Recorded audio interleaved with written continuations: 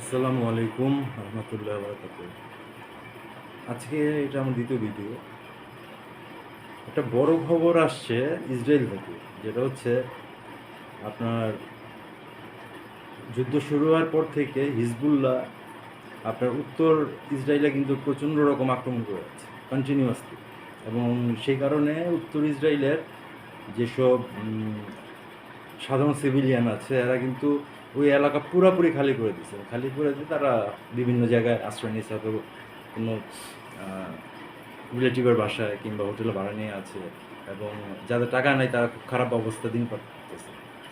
তো এই অবস্থাতে আপনার তারা এই 3-4 দিন আগে নেতানিয়াহুর কাছে বলছে যে আসলে এইভাবে আমরা কতদিন বসে থাকবো, তোমরা একটা কিছু করো।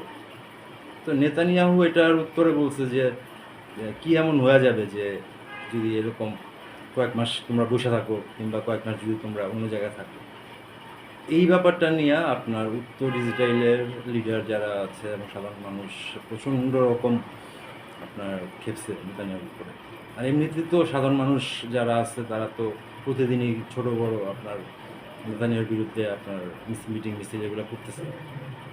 এখন খবর হচ্ছে সেটা হচ্ছে যে আপনার ইসরায়েল 14-15 মে এটাকে তারা ইন্ডিপেন্ডেন্ট ডে হিসাবে পালন করে থাকে।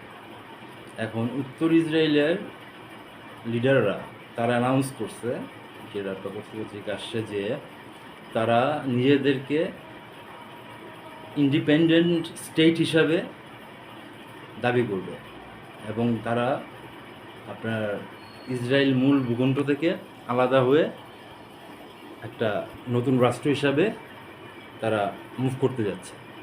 এবং তার নাম দিচ্ছে তারা স্টেট অফ গ্যালিলি, মানে আমরা যেটাকে বলি লেক অফ তিব্রিজ বা তাবারিয়া উপসাগর। তো ওটাও কিন্তু আপনার এই নর্থেই পড়ে। তো এই নামে স্টেট অফ গ্যালিলি নামে তারা নতুন রাষ্ট্র ঘোষণা করতে যাচ্ছে।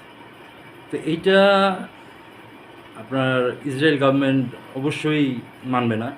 তারা হয়তো ক্র্যাকডাউন করবে তাদের উপরে, তাদের নিজের লোকদের উপরে, কারণ এটা তারা হইতে দিবে না।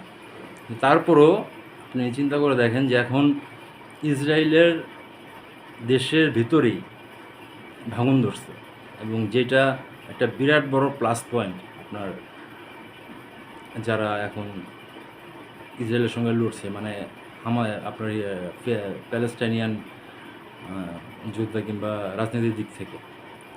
তো দেখা যাক এটা কি হয়, এটা কতদূর যায়। এবং আসলে ইসরায়েলের যে দিন শেষ, মানে প্রতিদিনই আস্তে আস্তে জিনিসটা আপনার বোঝা যাচ্ছে যে তার সময় শেষ হয়ে আসছে। তো নেক্সট আপডেট তাদেরকে সেরকম কিছু থাকলে জানাবো ইনশাল্লাহ। আজকের মতো এখানে। আল্লাহ হাফিজ। আসসালামু আলাইকুম।